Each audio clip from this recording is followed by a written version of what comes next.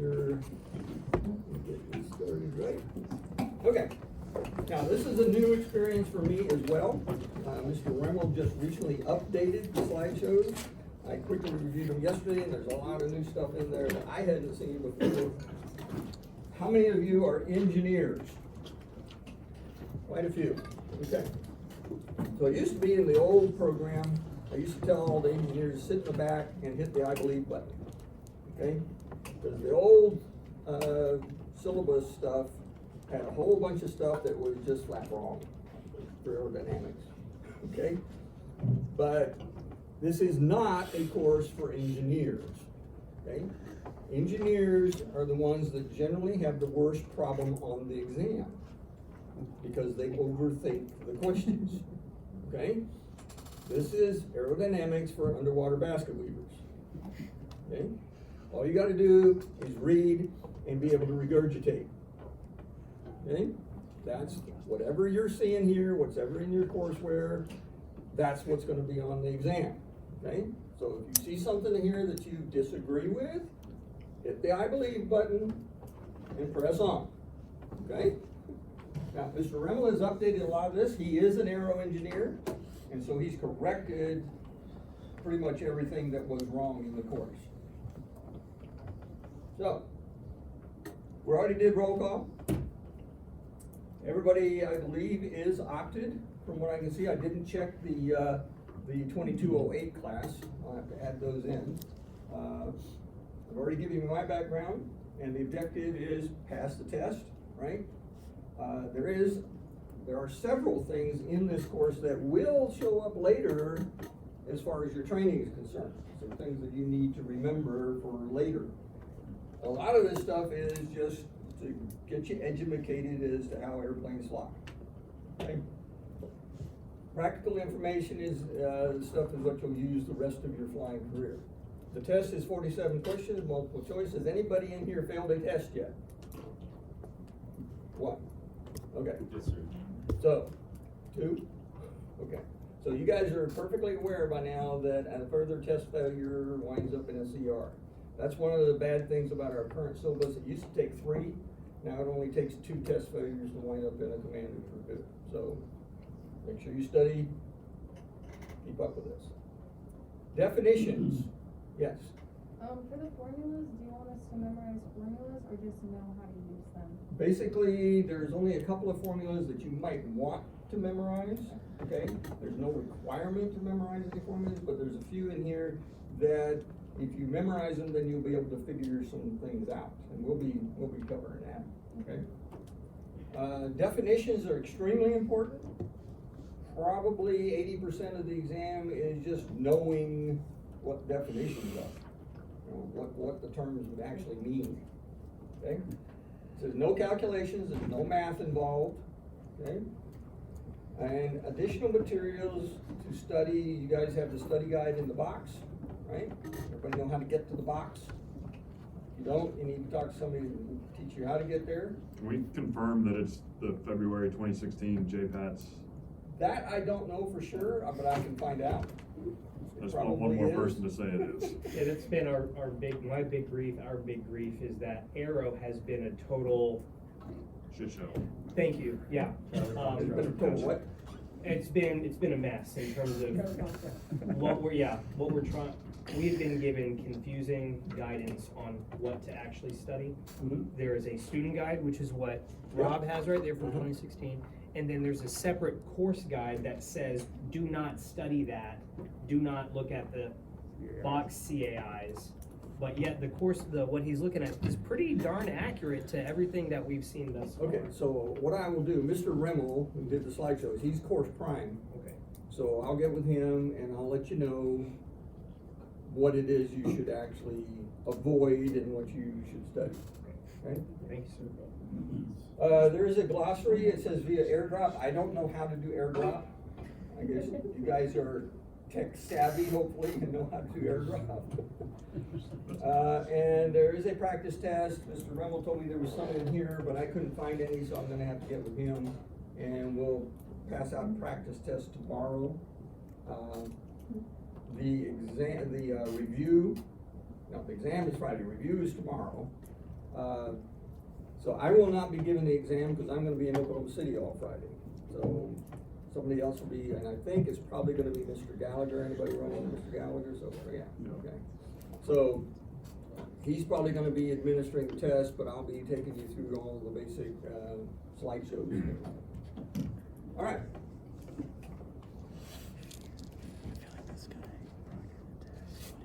Okay, these are things that you should have already studied, hopefully. Okay. So, basic definitions. A vector, and I need this. So if we actually think about this like a wind or something like that, wind has a particular velocity and a direction that it's coming from, going to. So a wind would be considered a vector, okay? A gallon, a pound, something like that with no direction is called a scalar, if anybody's interested, okay? It's not an amount for a certain direction, and if it's an amount with a direction, it becomes a vector, okay? Vector math is something interesting. You can do it mathematically. You can also draw it out and get the same results. So vectors are really, really useful for engineers. A mass, of course, is the number of molecules of something. That tells you how much mass it is. Atoms, molecules are the number of particles that takes up a certain thing. A volume then is how much space there is. And if you put the two together, then you get the density. So if you got a certain number of molecules in a large volume, you got a low density. If you crunch it down to a small area, then it's a high density. Okay, weight. That has to take into effect the force of gravity. You can have a mass that has no weight. You put it out in interstellar space with no gravity to be really affecting it, and it's just a mass without weight. You put it near a sun or a planet or something like that, where there's a gravity well, and then you got weight. Okay, so the amount of weight is basically based on the force of gravity. Force is the amount of push-pull. Like if I lean up against the wall here, I'm exerting a certain number of pounds of force on the wall, right? Is the wall moving? No, it's not moving. Well, come on. Okay, moving on the atomic scale. Well, no, we're not worried about moving on the atomic scale. So, I'm not moving the wall. So therefore, I can sit here and press as hard as I want to exert all kinds of energy, but I'm not doing any work. So to do work, you have to exert force through a distance. Okay? If you exert a force through a lever arm, so in this case, like if I've got a hinge point down here and I exert a force out here, then I have a moment of force, okay? The next thing, the work thing is going to show up, I think, in the next slide. Okay, does the aircraft weight change in a steep turn? No, the weight doesn't change. G-forces change, but not the weight. So here we go, work. Work is force applied over a distance, so you actually have to move something to be doing work. Power is work done over a period of time. So we can see here that we're talking about, in this case, foot-pounds per second, and 1 horsepower is considered 550 feet-pound per second. That's basically came from way back when they had to come up with some sort of measure of what you were doing. And so they said, okay, how much weight can a horse move 1 foot a second? So they figured a average horse could move 550 pounds 1 foot in a second. That's a horsepower, okay? Europeans don't use horsepower that much, they use other stuff. So, more power means the ability to do more work in a shorter period of time. Energy. 2 types of energy, potential energy and kinetic energy, and in this case, where we're talking with airplanes, potential energy basically winds up being altitude, okay? The higher you go, the more potential energy you put into the system that you can withdraw by descending, okay? Kinetic energy is able to do work based on the velocity.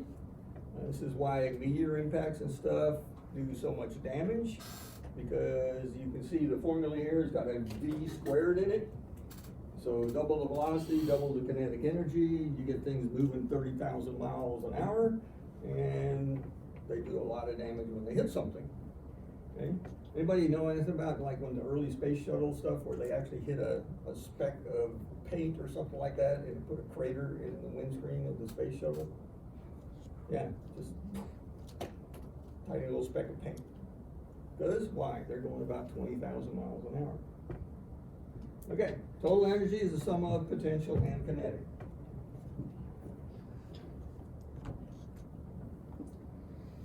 Energy management is going to be something you're going to deal with while you're flying. Okay? I'm not going to read the whole thing here.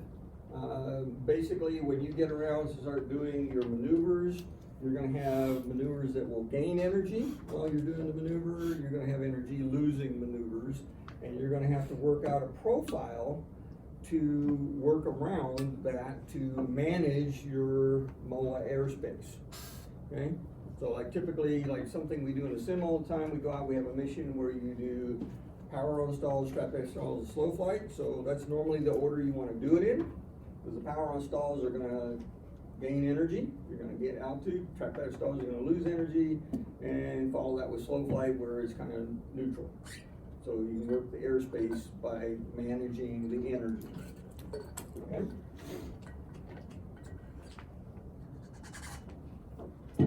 Equilibrium. All forces are balanced. Now, level flight, as you can see here, is a special case of equilibrium, where lift is equal to the weight of the aircraft and thrust overcomes the drag.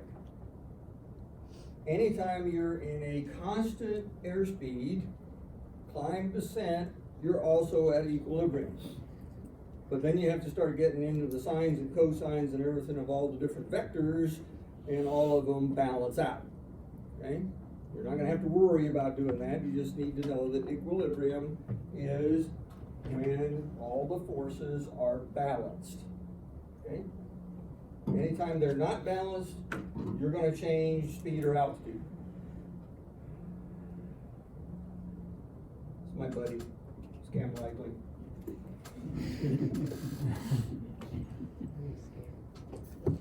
Okay, atmosphere. We of course live on planet Earth, and one of the things that Mr. Rimmel actually fixed is they put that word in there. In the troposphere, then generally the higher you go, the less density of the atmosphere, and also the colder the atmosphere. Once you get past the troposphere, those rules kind of break down in the stratosphere, and especially in the ionosphere. You get up there and temperature gets really, really high, even though you've got very little air. Okay? So, in the troposphere, higher altitude, less density, and lower temperatures. So, pressure decreases, temperature decreases, density decreases. So, this is a formula that is nice to know, but not absolutely necessary to know. What you need to know is what it actually does. Okay? So let's go ahead and fill that out there. So here's how we use this formula. First of all, ignore the R. That's a constant. Okay, that's your gas constant. You don't have to worry about a constant in the formula. So it says if we keep pressure the same, okay, if the density goes down, the pressure is going to go down, right? If the temperature goes down, the pressure is going to go down. So just by looking at the formula, you can figure out these things. Okay?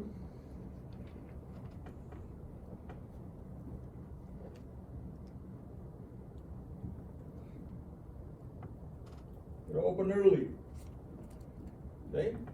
Total pressure is the sum of the dynamic pressure and the static pressure. Dynamic pressure increases with velocity, and since the total has to stay the same, as the velocity increases, the static pressure goes down. What we're seeing here is a 2D demonstration of a 3D event. This is like a tube. Big opening on one end, narrow opening on the other. So air flowing through there is have its slowest velocity at the fat end, highest static pressure, highest velocity at the skinny end, and the lowest static pressure. Okay? So dynamic pressure and static pressure are inversely related, Right. since they must equal each other. Yep. So total has to equal the same number no matter what. So velocity goes up, static pressure goes down, dynamic pressure goes up.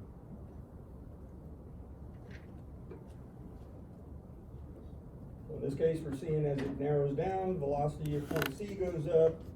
It has the highest dynamic pressure, but the lowest static pressure.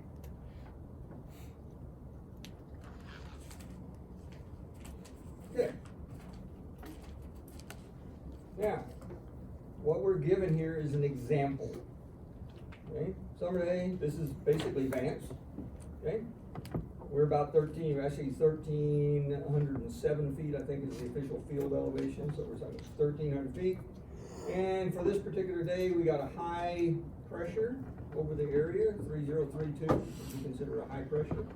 But temperature is hot, it's summer, 100 degrees Fahrenheit or 38 degrees C. So my true altitude is still 1,300 feet. That's my field elevation above mean sea level. My pressure altitude, since this is well above 2992, which is standard datum plane, my pressure altitude is less than field elevation, 900 feet. Okay? My density altitude, however, is very strongly affected by temperature. So in this case, density altitude is 3,700 feet.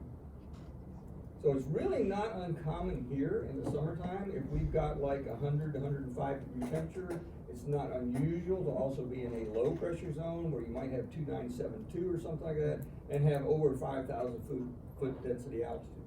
So performance of the aircraft goes down with high temperature, low pressure. So, what's this?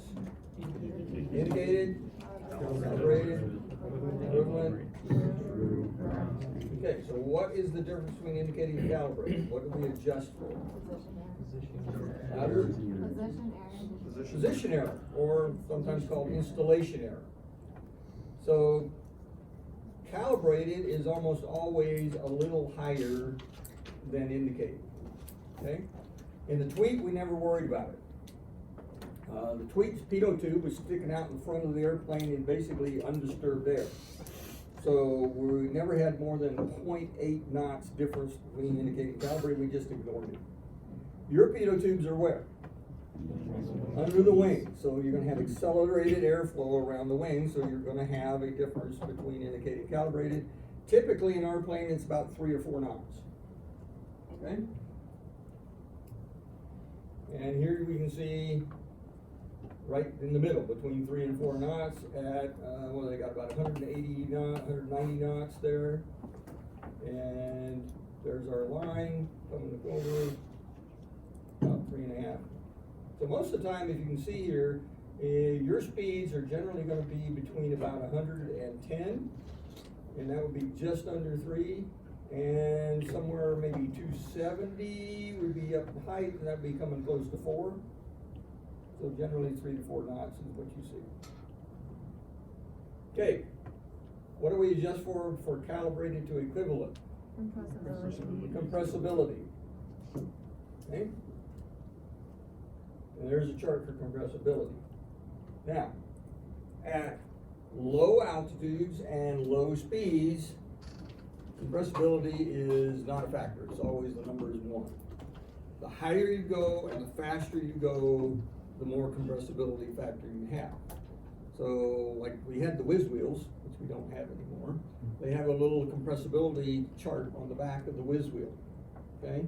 And in a T-38 flying at high altitude, you can have up to 15% difference between the calibrated and the equivalent. For most of the speeds you fly, there really isn't a huge difference, but there is a difference depending on your altitude and speed. And this is, what are we adjusting for here? Air density.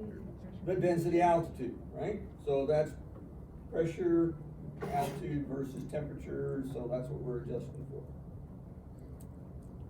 Okay, now this is a rule of thumb that you need to memorize. Okay, this will help you later on figure out your approximate true airspeed while you're flying along, since you do not have a true airspeed indicator in the aircraft. A lot of little lighter planes actually have on their indicated airspeed indicator, they actually have a true airspeed indicator as well. We don't. So this little rule of thumb is called the 2% rule. Your true airspeed will go up approximately 2% of your indicated for every 1,000 feet of altitude.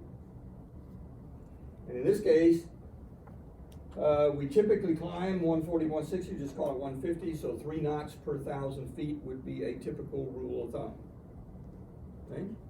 If I'm cruising along at altitude and I'm doing 240 knots, then 2% would be 4.8, almost 5 knots per 1,000 feet increase. Okay? And this actually works really well. I did it on the whiz wheel compared to this at one point, and it worked really pretty darn close up to 20,000 feet. Above 20,000, it kind of broke down.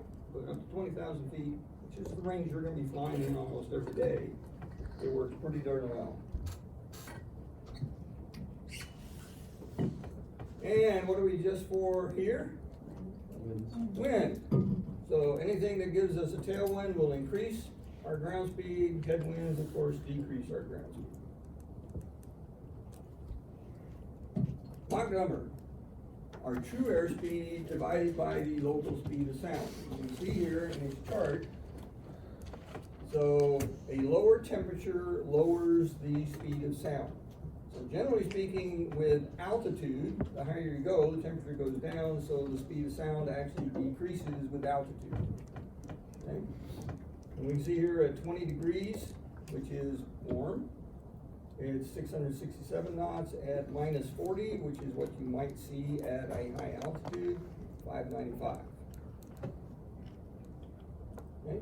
In this case, our gauge doesn't even start showing Mach until we reach 0.4. Okay?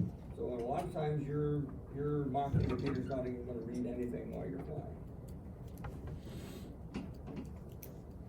So here we see a T6 flying at 20,000 feet with a minus 25 degrees shade. That would be 20,000 feet standard day temperature.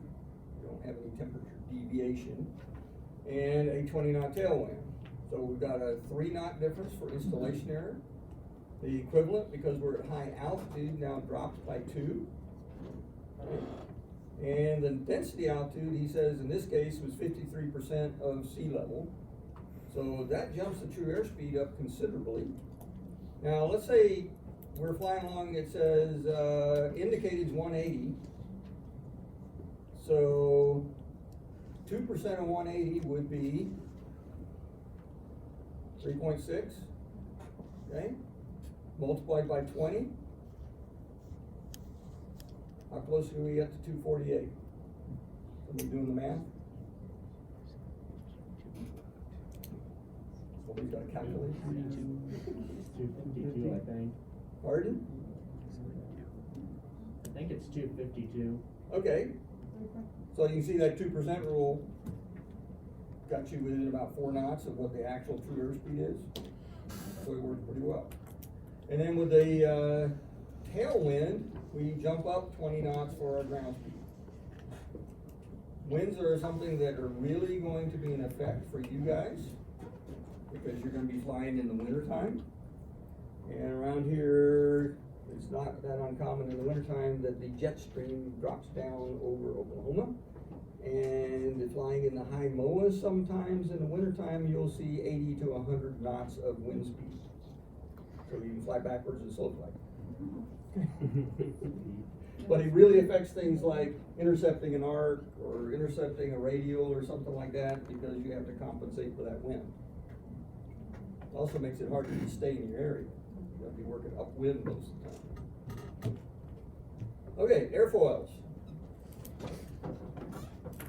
I don't know whether the workbook still does this or not, but they used to interchange chord line with chord. Okay, chord line is the infinite line that goes through leading and trailing edge. The chord is actually the line that goes from leading edge to trailing edge. But they sometimes use both terms to mean the same thing. It was accurate in everything that I've read so far. Is it? Yeah, Okay. chord line being, The infinite line. Infinite. Okay, well, that's good. They fixed a bunch of things that they used to have bad.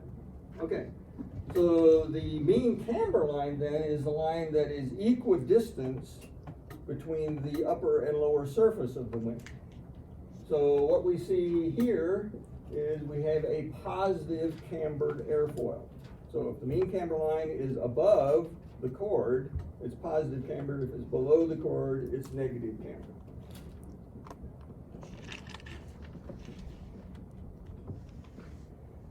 So, this is something that you would do with calculus if you really wanted to do it properly, but you can kind of define it a little easier. Let's say we take the distance between the leading and trailing edge every 2 inches going along the wing.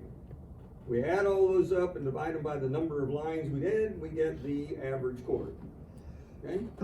So the average of all the chords along the wing, that would be the average chord.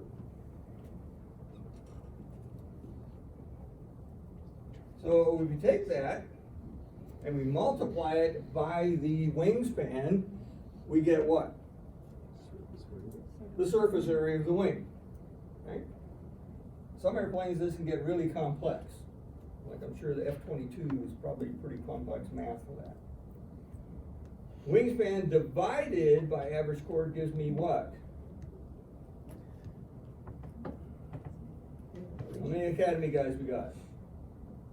None? Come on, raise hands. How many Academy people we got? How many did sailplanes? Okay. Aspect ratio. Okay. So a glider has a very large aspect ratio. A fighter has a very small aspect ratio because of the wing length, basically, of the glider. Aircraft weight divided by wing area is the wing loading. And that can be in pounds per square foot, pounds per square inch, all that kind of stuff, but it's the loading on the wing. So, again, long wings, large aspect ratio tends to have a low wing loading. The small stubby airplanes have a high wing loading. There we go, high aspect ratio, long slender wings, minimal induced drag, better glide ratios, but not as maneuverable. Kind of hard to roll big long wings. Okay? Low aspect ratio, short stubby wings, better for high G maneuvering, but creates a lot more induced drag. And I do mean a lot more induced drag. We'll see that later in the show. We can have dihedral or anhedral. Okay? Typically, most airplanes are built with dihedral because it increases stability in the roll direction, right? You can have some airplanes with anhedral, C-17, okay? There's reasons for that. One of the really good examples of the fighters was the F-104. Anybody ever seen the pictures of the F-104? Little stubby wings and it went down. Highly, highly maneuverable aircraft, but somewhat unstable. And this is one that kind of gets people in trouble sometimes. This sweep angle is the angle between the lateral axis and the quarter chord line. Okay, so basically what we could do is, like we said, with every 2 inches, we can measure the chord and we go back 25% from the leading edge and draw that line. That's your quarter chord line. Okay, so the angle between that quarter chord line and the lateral axis is your sweep angle. In that quarter chord line, it looks to be parallel to the leading edge. Well, that's what Because the of the picture taper. looks like, but in actuality, when you consider the taper of the wing and everything, it wouldn't be exactly that. But if we had a wing that had no taper on the rear, that would be pretty much the case. Yeah. Yes. So just to reiterate, the quarter chord line is like 25% of the way back. 25% from the leading edge on that chord, okay? So we got a chord line that is gonna be different as we go out with the sweep, so we measure 25% of that chord from the leading edge, and that gives you your sweep angle. So all you really gotta remember is it's a line between the quarter chord line and the lateral axis. That's what you need to remember. That's your sweep angle. An example of that, would that be like F-22? Come on, I'm a half deaf, 'cause I've been flying airplanes for An 50 years. example, would that be like F-22, sweep? Yeah, F-22 would be something that would be a little more difficult to figure out just because of the shape of the wing. But they can, are you talking about like the swept angle, like when they can move their wings too? That That's you would- very they would go geometry. different- Take your mask off so I can hear you better. That have like a swept angle for the wings, like how they can move. That's how, what they would calculate, right? For the sweep angle, it's gonna have differing sweeping. Yes. Angle. So every airplane with a different angle of the wing, like the T-38 has a high sweep angle. I'm saying, I'm asking like. Like the when B1, they're for moving. example, how it's got. Oh, if you change it, yeah, that's gonna change the sweep angle, yeah. Like the original one with sweep wing was like the F-111. Yeah, so you actually change the sweep angle of the wing whenever you move it, yeah. Yeah. Okay, now, these are some important definitions here. The relative wind is always opposite of the flight path, okay? Whatever direction the aircraft is moving in the air, the relative wind is opposite of that direction, okay? My pitch attitude is relative to what? The horizon or surface of the earth, right? So relative wind, in this case, going straight up is 0. So it's going right straight down the longitudinal axis, right? But my pitch attitude is 90 degrees. Okay, I can be inverted and still have a positive relative wind. Okay, so relative wind is opposite direction of the aircraft. Pitch angle is relative to the horizon or surface of the earth. Okay? Angle of attack is the angle between the chord and the relative wind. Okay? So I can have a 0 angle, I can actually have a negative angle attack on a really high chorded wing, and I'm flying at high speed. I might actually be flying with a slight negative angle of attack and still be producing lift, right? Generally speaking, we have a slight angle of attack while we're flying. In slow flight or something like that, you generally have a relatively high angle of attack. Okay? Angle of incidence is the angle between the longitudinal axis and the chord. Okay? We have a slight angle of incidence on the T6. What airplane, can you give me an example that has a really high angle of incidence? Bush planes. Normally bush planes. Oh, what? Like bush planes. Oh, yeah. You're not military, come on, what's the green suit? B-52. Okay? So why does a B-52 have this great big angle of incidence on the wing? Anybody? What happens if you have to rotate the B-52 to take off or land? You're gonna get a tail strike, right? So they put a really high angle of incidence on it, so the airplane basically takes off level. It starts producing lift as you increase velocity, and it just takes off level and lands level. You don't have to flare, so to speak. Okay? So were you flying bush airplanes or something? That was the first thing I thought of. Okay. I'm not trying to put you down, I'm just but we're generally talking military airplanes for everything we're talking about in here, okay? So, B-52, high angle of incidence, keeps the airplane flat on takeoff or landing, right? We don't have a high one, but we do have an angle of incidence, so as we're rolling down the runway, we do start producing a little bit of lift as we increase our velocity, even though we're level. All right.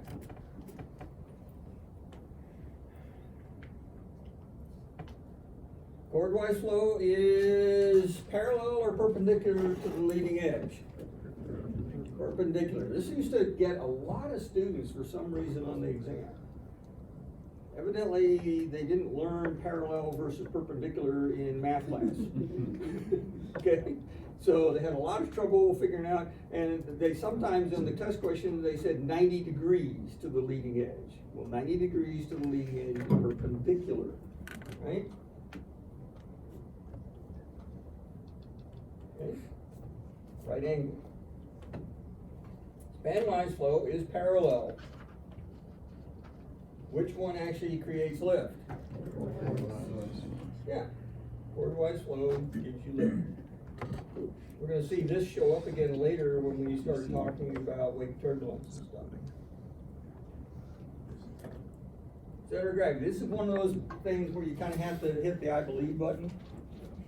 It says center of gravity is the point where all weight is concentrated. Really? All the weight of the aircraft is concentrated in one little spot? No, not really. It's mathematically where we can consider all the weight to be concentrated, okay? This is the point where the airplane rotates about, is the center of gravity, okay? Aerodynamic center is the point where all aerodynamic forces are acting. It's the point around which all aerodynamic forces are acting. Now, typically what we see here, in most cases, to be a stable airplane, you see this, center of gravity forward of the aerodynamic center.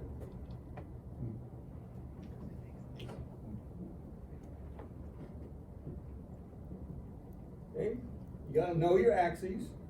Okay, longitudinal axis is the axis that we roll around, nose to tail. Lateral is wingtip to wingtip.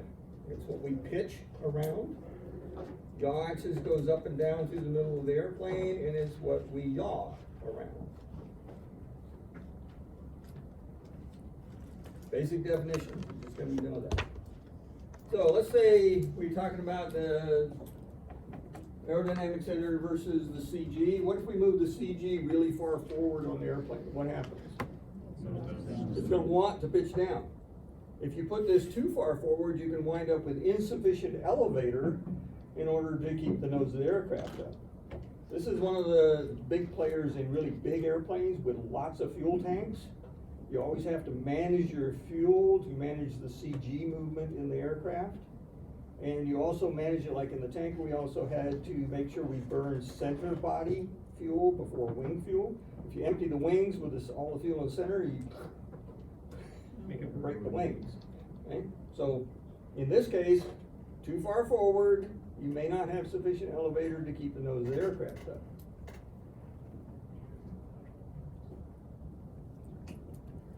So what happens here? What if our center of gravity actually goes too far back?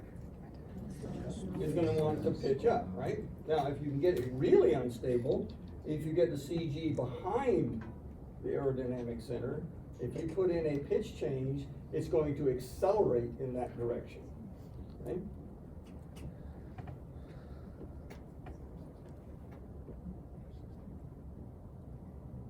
Yeah, four forces: lift, opposite weight, thrust, opposite drag, and level flight. So which of these are aerodynamic? Lift and drag, right?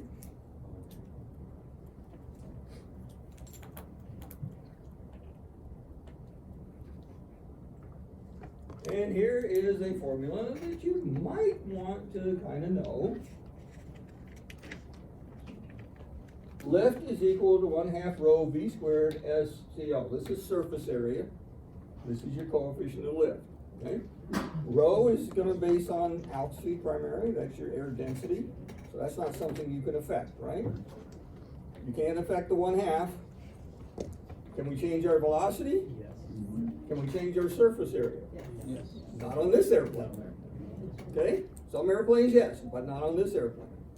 So the two that we can actually change are our coefficient of lift and our velocity to actually change the lift. Okay?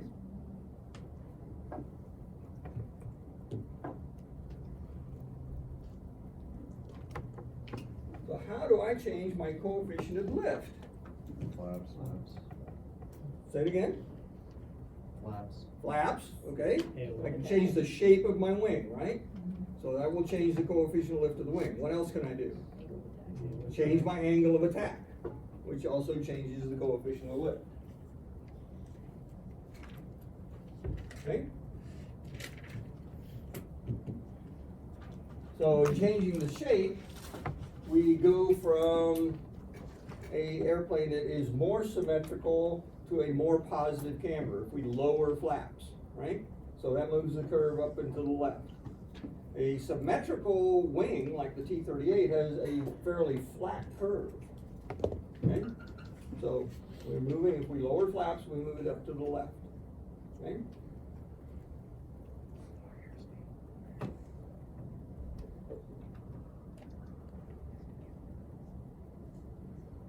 Now we got the drag formula. The only difference is what? Instead of coefficient of lift, we got coefficient of drag. Exact same formula except for those two numbers.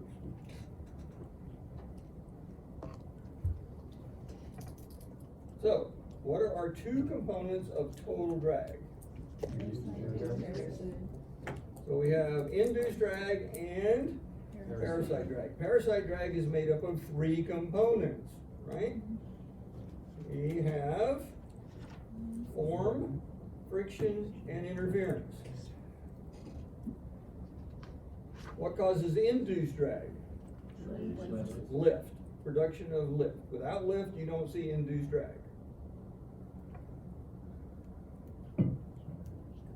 So, form drag. And it says here caused by the difference in the leading and trailing edge static pressures. So basically, like you're trying to put a flat plate through the air, you got a very high static pressure here, very low static pressure here, you got a lot of form drag. If we shape this wing, we get much less form drag because we decreased both of these, okay? So, friction drag is in the area along the surface of the wing, we develop turbulence which increases friction, okay? That was going to be primarily affected by how smooth the surface is. This is why air racers go out and polish their airplanes before they do an air race. Okay? They want to get it as smooth as they possibly can to reduce that. Okay? Interference drag is where two parts of the airplane abut each other and you get a turbulence area in that area where they join together, and that increases the drag. This is why airplanes like F-22, F-16, B-1, B-2, they all got wings that kind of fillet into the shape of the center of the aircraft, so we decrease the interference drag. Our airplanes got like nice 90-degree angles, so we got higher interference drag.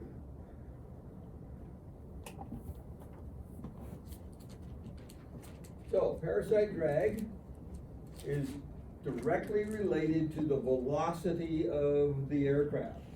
It says it goes up with the square velocity.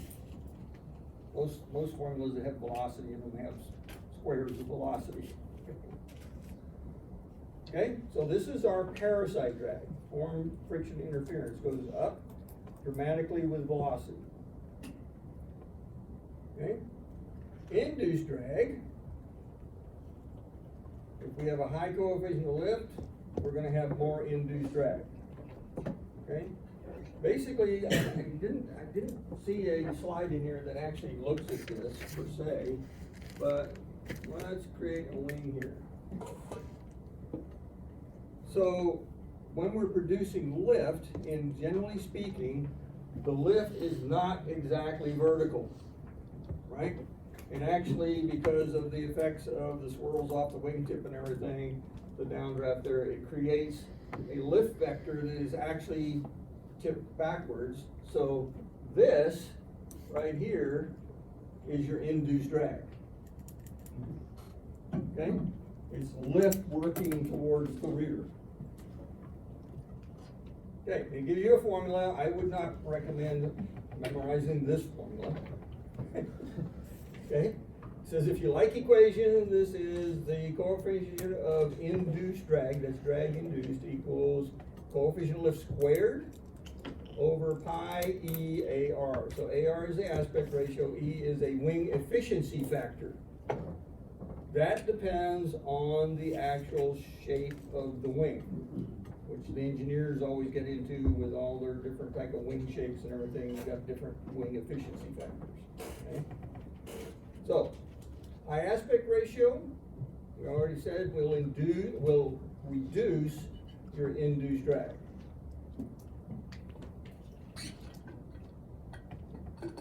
So if we increase drag in any way, shape, or form, we're gonna have to increase thrust to overcome drag, right? So with an increase here, it says in order to maintain airspeed in a level turn, you've increased the induced drag. Okay? Increasing the angle of attack, you're increasing coefficient of lift, you're increasing induced drag. And this is an interesting thing, the square of the G load. Okay? So in a 5G turn, you're producing 25 times as much induced drag. And you're gonna have to use thrust to overcome that. This is why one of the big differences between like World War II airplanes and something like the F-16, the F-16 has a lot of thrust and can keep its speed up in a highly banked turn.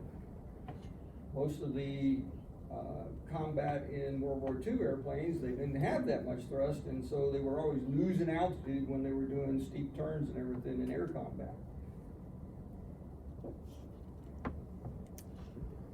So a small aspect ratio fighter has more induced drag, small aspect ratio, right? Very low aspect ratio. So they take advantage of that on landing by aero braking. So you land the airplane and then you pitch up. Produce a lot of induced drag there. You also increase your form drag, okay? T-38s do that. We do not do that in the T-6. We do not aero brake the T-6. And there's probably one really good reason for that is at a 12-degree deck angle, the tail hits the ground, okay? You don't want to be doing like a T-38 does, okay? I actually got in a little bit of trouble in UPT on that because I landed a little fast one time in the T-38, started aero braking and left the ground. Okay? And that is not a position you want to be in a highly swept aircraft. Okay? You start getting this, it'll roll right over on you. So, put it in burner, kept my attitude, set back down, and then I made my really big mistake. I decided to continue the landing and stop, instead of just leaving it in burner and taking off. So I wound up at the far end of the runway, staring at the cable, and having to do a left 270 to get back to the taxiway to get off the runway. Okay? Because I wound up basically in a high-speed abort type situation. Okay, so here we see this. In this example, if we're cruising along with a high angle of attack here, we've got a total lift vector here and an effective lift vector here. So this is what is actually holding the airplane up, and this is the actual lift vector, okay? There's our induced drag. And because of the swirl around the wingtip, we get this change in the relative wind versus the theoretical wind, okay? Theoretically, if we're going this way, this would be our relative wind, but because of the change aerodynamically and the swirl, it creates an actual relative wind like this. As we approach the ground then, this downflow gets disrupted, which moves that more towards the theoretical relative wind. So here we got the example. So as you get into ground effect, it reduces the induced drag, which is one of the reasons you tend to float in a landing, okay? This is say that it's basically within one wingspan of the ground, so people that were flying in sailplanes, that happens at a much higher altitude off the ground than when you got little stubby wings. So, induced drag decreases with increasing velocity. So this basically, with increasing velocity, we need less angle of attack to get the same amount of lift. So we reduce the angle of attack, we reduce the induced drag. Down here with a slow speed, we need a very high angle of attack to keep the same amount of lift, so we are increasing the induced drag. And then we look at the total drag curve. So we add the two up, and we get this curve here. And at this point is L over D max, lift versus drag. It is not the, and right here it says, points out, is not the point of maximum lift, it's actually the point of minimum drag. Okay? That's where your L over D max point happens, is at the minimum drag point. Okay? Anybody remember what this is? What's the L over D max airspeed for the T6? 125. Okay? Which is Considered to be 125 knots when you're clean. Now, that actually changes slightly with weight, but for the weight change that we experience, for the amount of fuel we carry and everything, it's pretty small, so we just say 125 knots.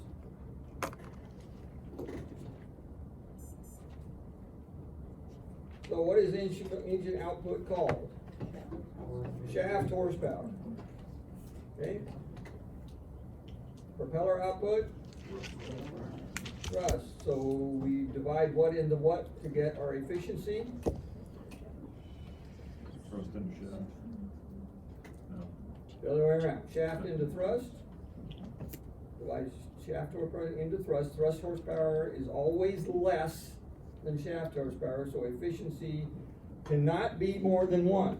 All of you guys that have any science background at all knows we cannot have a perpetual motion machine. Efficiency cannot actually equal 1 or greater than 1. Okay? Boy, I wish we could. We wouldn't have any energy problems at all if we could actually do that.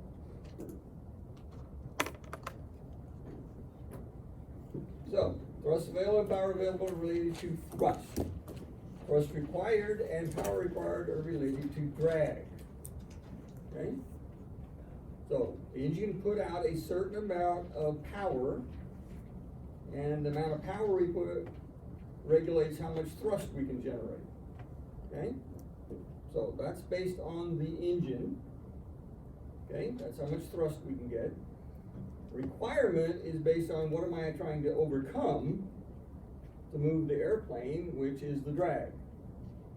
Okay? So the power or thrust required is related to drag. And it says power required is the power needed to produce the thrust required. Okay? In a turbojet engine, you don't have a power requirement because it's pure thrust coming out of a pure jet. Okay? So, always compare thrust to thrust, power to power, okay?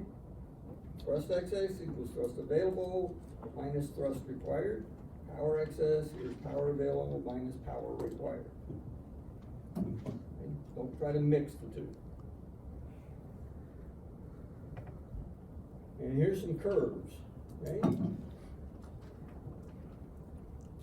So, if I have excess thrust or power available, what happens?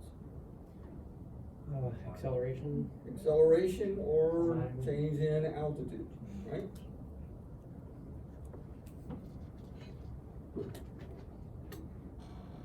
We have in the graph here, we're showing 2 points where for that prop over there on the left, for the thrust available, we can see the point where we get the greatest excess is actually to the right of L over D max. And for the power, it happens at L over D max.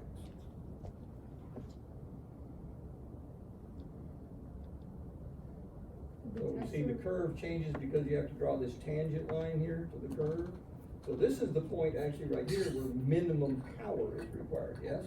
For the test, you want us to know jet and prop, or just prop? It's a prop. I'm not hearing you well For enough. the test, you want us to know jet and prop, and how it pertains to the. I'm gonna have to look at the new test to be able to tell you that. I haven't seen the test for quite a while, so I'd have to look at the test and let you know later. So, what happens at the point where these lines cross? Where thrust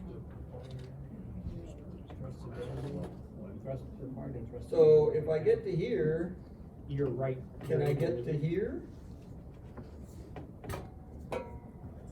Well, if you're at the point where thrust available and thrust required are intersecting, Right. you're not going to accelerate. Right, I can't go any faster, In level. okay? Max airspeed in level flight.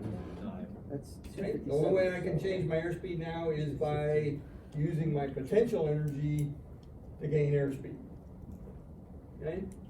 So this is in level flight, the point where they intersect is your max velocity in level flight. Okay? So why does this curve dip? Air density. What happens to the propeller as we get faster? It's less efficient. It's less efficient. It can only accelerate the air so much. So as we go up in velocity, it can't actually increase or stay level. Because we keep it at 2,000 RPMs, right? So we're not increasing the prop speed. The only thing we're doing to increase our thrust is changing the Yeah. pitch of the prop. Right. Okay? This curve actually is actually the curve for a fixed pitch prop. The curve for the constant speed prop is slightly different than this, but it's similar. Okay? But my prop can only move my air so fast, so, and it is the velocity of us moving forward, I can't actually accelerate the air that much anymore. So it goes down in efficiency.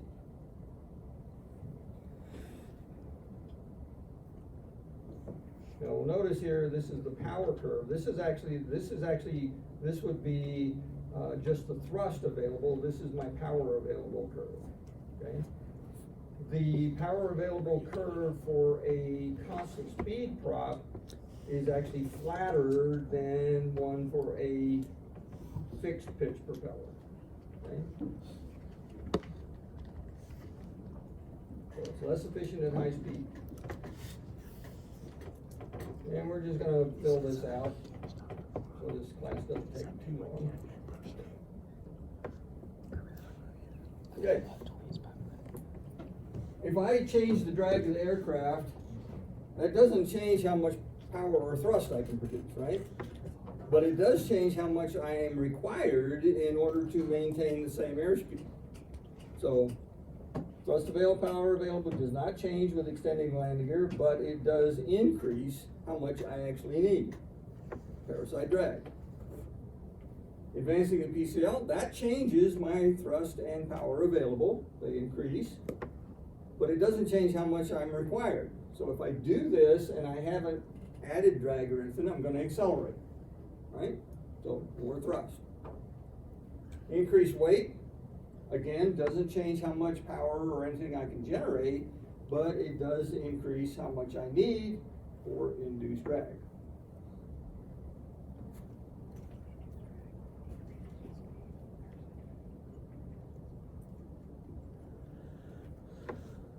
That's quite elementary. Hopefully, all of you actually know this already. Okay? I was surprised that they actually have the slides for this. So, They haven't made it Elevator. available yet. to the back, changes pitch. Rudders, yawns the airplane. Ailerons, roll the airplane. Okay?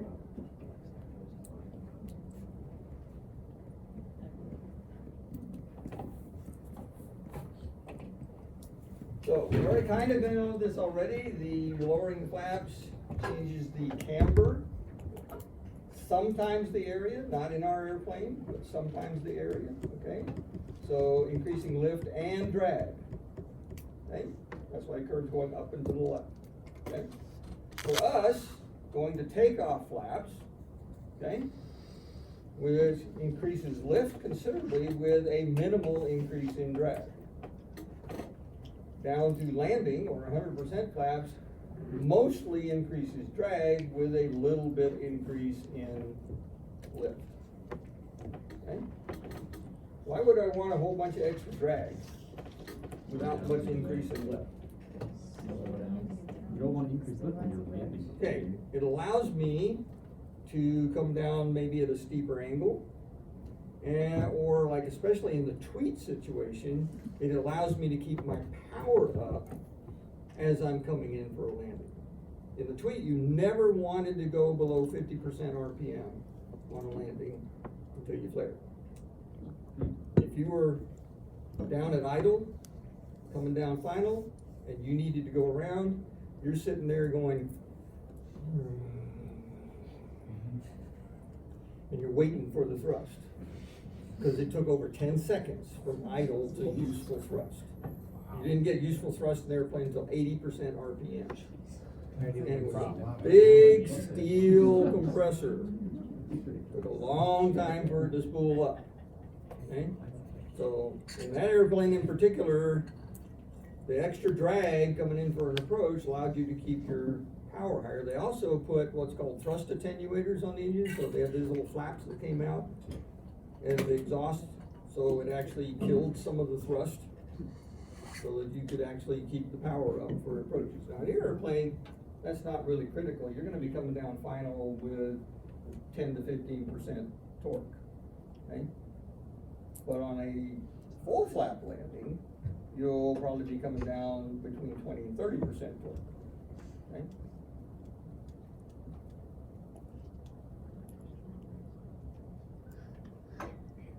This is a new video. I think I watched this. You can be a fighter guy. So max takeoff. I'm sure that's a very lightweight one. Yeah. I mean, isn't it like carbon fiber? That's a really good noise abatement one. Right. The tanker, even the old A model tanker, when it was close to empty, had a really good climb rate. Okay? When it was full, horrible. Okay. Performance. This is your area in your checklist or your -1, performance tables. So, things that increase takeoff roll, things that increase landing roll. There's 4 H's. Anybody know the 4 H's? High, hot, humid, and heavy. Okay?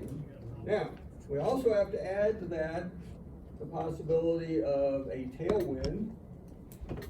Hopefully you don't take off or land with tailwinds, but that can happen. Okay? So that would increase your takeoff roll and your landing roll both. Or an upslope to the runway or a downslope to the runway.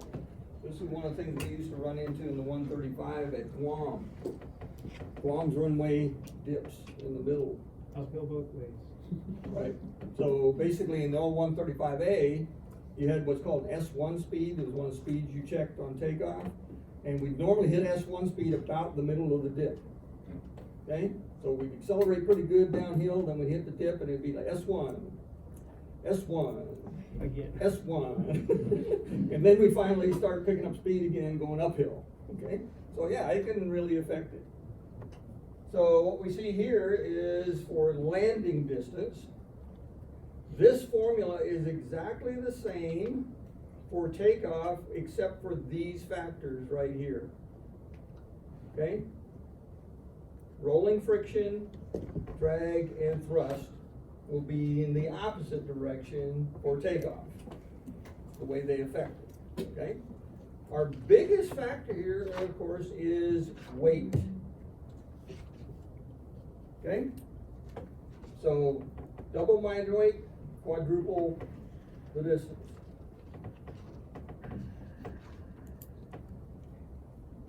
So, max climb angle gives me the most altitude gained over a given distance. Max climb rate is most altitude over time. So, abbreviations, I don't remember seeing this in the test, but they might be now. This is easy, VX angle. Max climb rate is VY. Okay?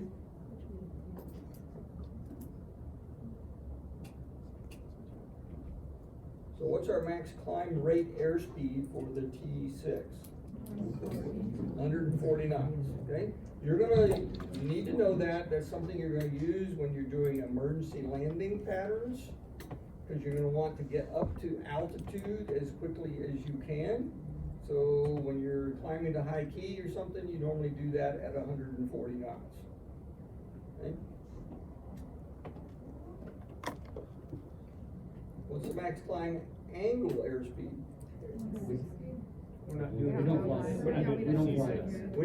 We don't normally do that, right? Your best climb. So, it's not published. Dash one says to set 15 degrees, nose high, and accelerate to 140 knots. I think most of my, have I got aero engineers in here? Any aero engineers? No aero engineers? Okay.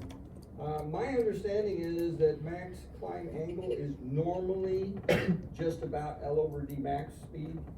So 125. So it would probably be around 125 knots, but we don't worry about it in this airplane because our climb angle and rate are sufficient in this airplane that we don't generally even think about using it. For clear launch. If you're in a light airplane, like our Bush airplane, right, then the best angle of climb is something you would definitely use if you're trying to get over the tops of trees and stuff on takeoff.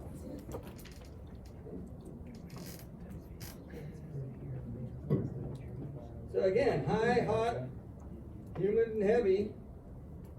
There's our 4 H's, okay? They're gonna affect my climb performance. And then we add to that drag. Okay, if I increase my drag, I'm not going to climb as well. And if I got a tailwind, it's gonna affect my angle of climb. It won't affect my rate of climb, but it's definitely gonna shallow out my angle.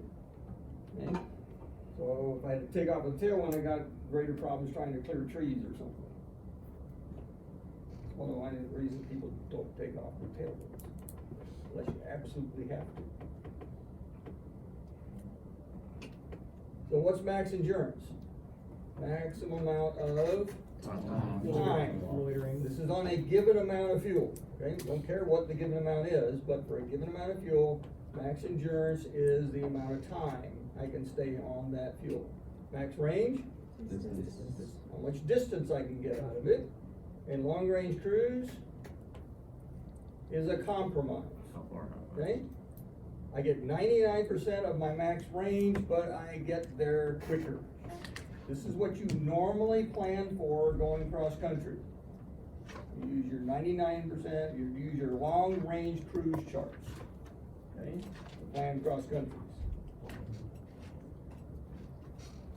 So, max endurance, why would I fly at my max endurance airspeed? Because you're doing, butterfly orbits in the East Med looking at Syria and you wanna see how long you can stay out there. So it's basically I'm orbiting, I'm trying to loiter somewhere. So I want to extend the amount of time I can fly, so I fly my max endurance airspeed, okay? Holding one location. Max range.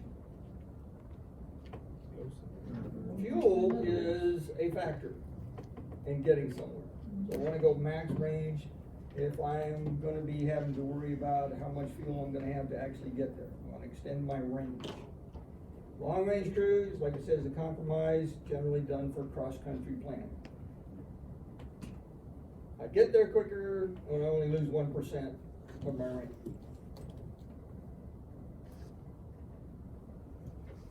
So this is something that Mr. Remmel has definitely fixed from the old slides that used to just say that the max range, all they ever told you was this. They didn't tell you that it actually changed in altitude, okay? So, diamonds are forever, right? So, max endurance, I put it on the diamond. That's not gonna change with altitude, okay? That angle of attack gives me my max endurance. Somewhere between a 110 and 120 is what we normally see there. Max range, it says 148 knots at 31,000 feet to 227 knots at sea level. Okay? So speed goes up as we go down. Refer to the charts or diversion range summary page of your in-flight guide.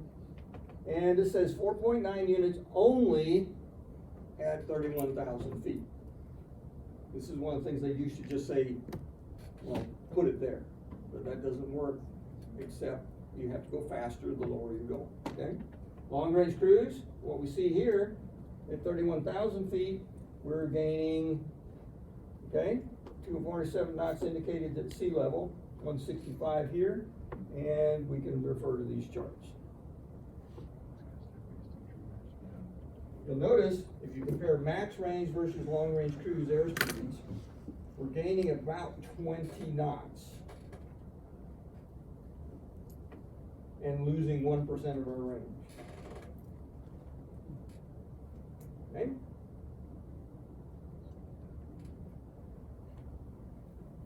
If I'm heavy, I'm not gonna go as far because I'm gonna be increasing the induced drag, which is gonna have to take more power, which is gonna have to take more fuel flow, so I'm not gonna be able to go as far. Denser air, also more drag, not gonna be able to go as far. More fuel use. Anything that increases drag basically is gonna take more fuel flow to overcome the drag, and so I'm not gonna go as far. Headwind doesn't affect your endurance. You can still stay airborne for the same amount of time, but definitely affects your range. This would be one of those things that would be particularly pertinent to you when you're planning cross country in the wintertime. You may not want to go northwest, because that's generally where the jet stream comes from. SAC winds, right? Pardon? SAC winds? Yeah. Can you ever say that? Yeah, 270 at 50? Yeah, and when I was flying the 135s, it was like, we go from Fairchild to New Hampshire to Pease. Okay, we got 150 knot tailwinds. Turn around, I got 150 knot headwind. Got 300 knot difference in ground speed. Going over, no problem. Coming back, you gotta stop in and get gas halfway home. Okay, so yeah, can seriously affect what's going on. I had a situation in a light airplane leaving Dallas, going back to San Angelo, and I had to fly low level all the way back because the winds were so strong above 1,500 feet AGL, I was gonna run out of gas before I got home. That's one of those rare cases where flying low was actually better than flying high. Okay, says here, air temperature is a wild card. Higher than standard temperatures can increase or decrease range depending on the situation. I'm not an engineer, I can't tell you what's actually going on there, but temperature is a wild card. Best glide speed, basically at L over D max, 125 knots is what we consider a clean configuration best glide in this airplane. That is what you'll be using when you're doing what's called a HAPL, high altitude power loss. You're trying to go from a high altitude in an area, your engine is dead, and I'm trying to get to a landing somewhere. So you'll be gliding at 125 knots to extend your glide range, right? HAPL math, basically, the way you do that is you take half the distance, turn that into thousands of feet, add the key that you're trying to get to, and find out whether you're at or above that altitude to determine whether you can actually make that key. Now, we already said that winds are gonna affect things, right? So headwinds actually decrease your range for a HAPL, tailwinds would increase it. There's a thing in your in-flight guide that tells you for every 10 knots of headwind, you lose about 10% of your distance. So, it can seriously affect whether you make it or not. But this is what you need to know. The 125 knots is considered your best glide speed in a clean configuration. So, glide range. Obviously, if I don't have as much altitude, I can't go as far while I'm gliding, right? Headwind, we just talked about. If I put my gear and flaps down, I have increased my drag, which means I'm gonna have to lower my pitch to keep my speed up, which means I'm not gonna be able to glide as far. Drag from the windmilling prop. This is a big factor in this airplane. If you look at the physics of the situation, a rotating prop basically drag-wise acts as if it was a flat disc the same size. Okay? So in this case, if you leave the propeller windmilling, you've created a 97-inch speed break in front of your airplane. okay? This will change your descent rate from about 1,350 to 1,500 feet per minute, gliding at 125, up to 3,000 to 4,000 feet per minute, okay? So we gotta get it feathered. This is why when, if you have an engine failure flight, you basically zoom glide, pull that PCL off. I see this in the sim on EP sims all the time, where students are trying to talk themselves through that EP, and they go zoom glide 125, and they're sitting there trying to capture 125, and they lose 5,000 feet altitude with a windmill when prop. Whereas if they just pulled the nose up and pulled the PCL off, they would have saved themselves 5,000 feet of altitude. And maybe be able to make it where now they can't. Okay, so it is critical. This is a big difference. We actually had an accident here in 2008 where they came around the final turn with the propeller windmilling, coming down 3,000 to 4,000 feet per minute, came up short of the runway on the taxiway, hitting really hard, caved in the nose gear, slid off into the grass. Why? Because the propeller was windmilling, it wasn't feathered. Yes? When we talk about glide ratio with this airplane, I've seen both numbers in the 248. I know it says 11,000 feet horizontal for every 1,000 feet down. Which is where they get the 2 to 1. Okay, and which one? If we're The one you looking at use TP, tabletop or effectively for something? math is the 2 to 1. Okay. Okay? So It's easier to remember. I get 2 miles for every 1,000 feet altitude, basically. Okay, thank you. 11,000 feet, that's approximately 2 miles, right? Right. Yeah, it is actually 11 to 1 glide ratio, when you think of it that way, but we call it 2 to 1 because we get 2 miles for every 1,000 feet. Yeah, every other airplane I've heard, it's not miles per 1,000 feet. Right. Why are we doing? Because that's what the math I want to do when I'm actually figuring out how far I can go. Okay, thank you. Yeah. Says, strangely, weight has no effect. Okay? If I'm heavy, I actually have to go a little faster to get my L over D max, but since I'm going faster, I'm also going further distance in the same amount of time, so it balances out to where I keep the same glide ratio. That ratio will be different for different planes though. Oh, yeah, definitely. I mean, It doesn't have what's the more- glide ratio for the gliders at the academy? Probably like 31 to 1 or something like that. And that's if you don't catch a bird along the Say it way. again? It has no effect on the plane. I said, it's, yeah, I don't remember what it is, it's just crazy, it's really good. Take your math off. It's really good, I don't remember It's the number, but it's good. really, really good. Yeah. I know some of the really, really nice sailplanes could be like 40 to 1. You know, so yeah. And then Pilates is 16 to 1. You're gonna have to speak louder. Put a parachute. I got my hearing aids in, I still can't hear you. U-28? U-28, 16. U-28? Yeah. Okay. it's All right. Yeah, remember, I've been around airplanes for 50 years. It does affect your hearing. I'm not as bad as Mr. Parachute, we're Ward. gonna survive. We used to have an IP down at Hondo, Omar Midget, Depositoria. So you teach our guys to fly T-41 if they could count to 4. Everything was done in 4s. Okay, know these for the test. What occurs above L over D max airspeed? Max range for a jet or a turboprop constant speed prop. Okay. Occurring at L over D max, max range for a fixed pitch prop. Best glide speed for any aircraft.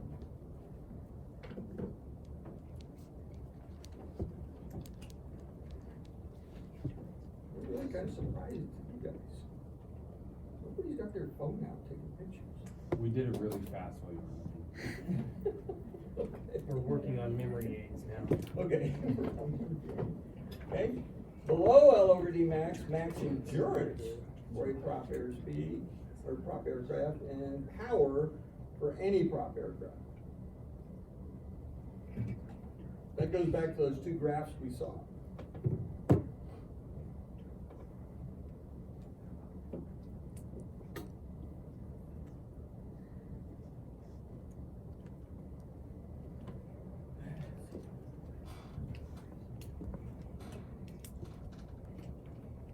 Anybody need to take a break?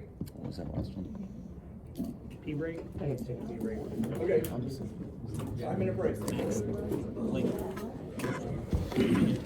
Yeah. What happens? Exit.